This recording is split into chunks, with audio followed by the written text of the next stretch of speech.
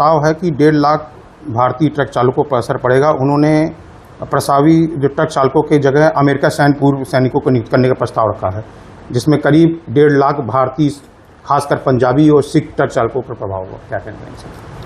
कि अब सेंट्रल का मामला है, इस पे जो भी निर्णय प्रधानमंत्री जी लेंगे वही निर्णय सर्वमान्य होगा। ट्रंप के कहने से तो होगा नहीं। उन्होंने आरोप लगाया कि कई विदेशी ट्रक चालक नशे की हालत में वाहन चलाते हैं।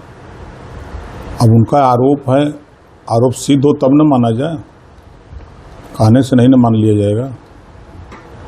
राहुल गांधी का पेपर लीक पर शिक्षा व्यवस्था पर हमला है। उन्होंने कहा कि लोकसभा में विपक्ष के नेता राहुल गांधी ने आरोप लगाया कि हाईटेक तकनीकी के जरिए पेपर लीक कराए जा रहे हैं। 10 वर्षों में 152 बार पेपर लीक। राहुल जी को खाली आरोप पर प्रत्यारोप लगाना है। अभी तो प्रधानमंत्री जी ने परीक्षा कराई नीट की और कहीं पेपर लीक नहीं हुआ। तो अगर कहीं कोई गड़बड़ी है तो उस पर सुधार हो रहा है। अब कांग्रेस पार्टी वाले सिंगल सड़क बनाए, जाम लग रहा है उस पर, अब वो 4 लेन बन रही है, 2 लेन बन रही है, 6 लेन बन रही है। तो सिस्टम है, कहीं कोई गड़बड़ी है तो उसको सुधारा जाता है। रक्षा मंत्री राजनाथ सिंह ने कहा कि आरएसएस को किसी परमार या पंजीकरण की आवश्यकता नहीं है। उन्होंने कहा संघ हमेशा राष्ट्र प्रथम की भावना से काम करता है। सही कहा राजनाथ जी कि कोई भी व्यक्ति अगर राष्ट्र को प्रथम रख करके काम करता है तो वो राष्ट्र प्रेमी होता है, राष्ट्र के समर्पित रहता है। राहुल गांधी ने कहा युवाओं के लिए रोजगार और अवसर के अधिकांश रास्ते बंद हो चुके हैं। अब पेपर लीक जैसी घटना ईमानदार छात्रों के साथ अन्याय है। अब राहुल पे कहा कहें उत्तर प्रदेश में 9 लाख नौजवानों को सरकारी नौकरी दी गई। 5 लाख रुपया बिना गारंटी बिना ब्याज का लोन दे करके लाखों नौजवानों को जो है बिजनेस धंधा करने के लिए पैसा दिया गया, बैंकों से ऋण दिलाया गया। ये तो राहुल को दिखाई नहीं दे रहा है। राहुल को सिर्फ बयानबाजी दिखाई देता है।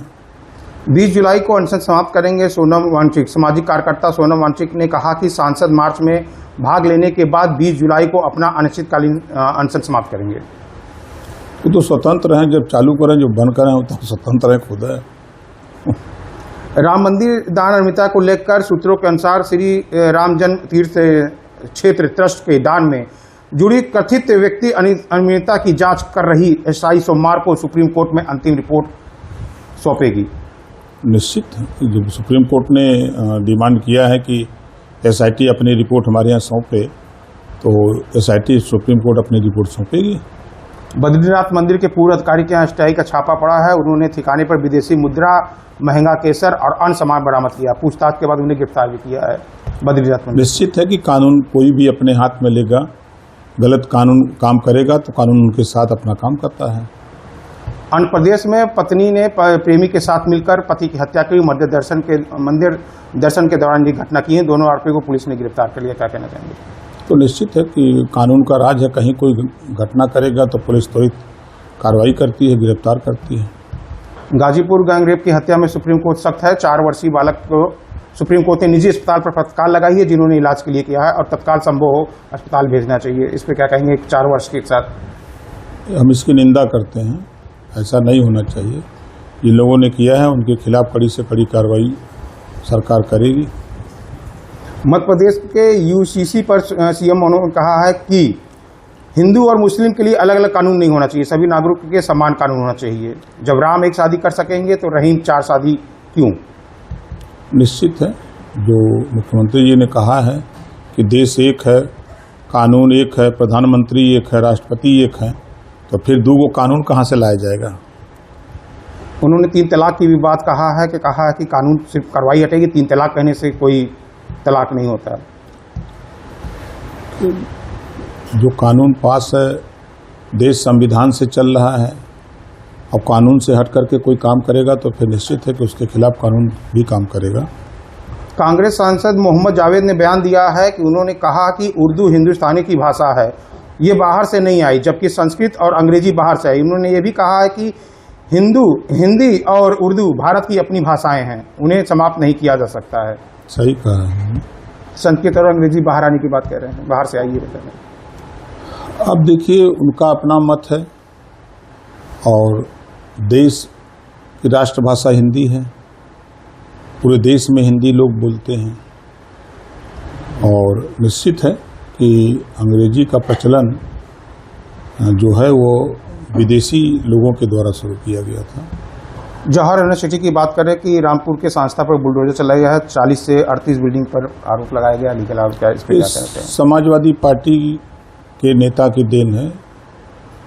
माननीय अखिलेश यादव जी सरकार में रहते हुए माननीय मुलायम सिंह जी अगर ज़मीन उनको दिए तो ज़मीन यूनिवर्सिटी के नाम कर देना चाहिए, चाहे वो सरकारी रही हो चाहे किसी की रही हो, लेकिन उन्होंने ऐसा नहीं किया, बल्कि भविष्य में आजम खां को फंसाने की साजिश रची और उसी के शिकार आजम खां जी हो रहे हैं। सरकार का पैसा लगा करके बनवा तो दिया यूनिवर्सिटी, लेकिन सरकारी ज़मीन पर बनवा दिया। और वो सरकारी ज़मीन अगर कागज़ में ठीक करा दिए होते, 5 साल सरकार रही अखिलेश जी की, तो आज ये नौबत नहीं आती। अभी ताज़ा मामला आजमगढ़ के आ रहा है। आजमगढ़ के सपा सांसद पर 50 बीघा जमीन पर कब्जे की बात कही जा रही है। वहीं सांसद का दावा है कि वो आरोप पूरा झूठा है, हमने जमीन बाकायदा रजिस्ट्री कराई है, राजस्व का द्वारा नापी की भी की जा चुकी है।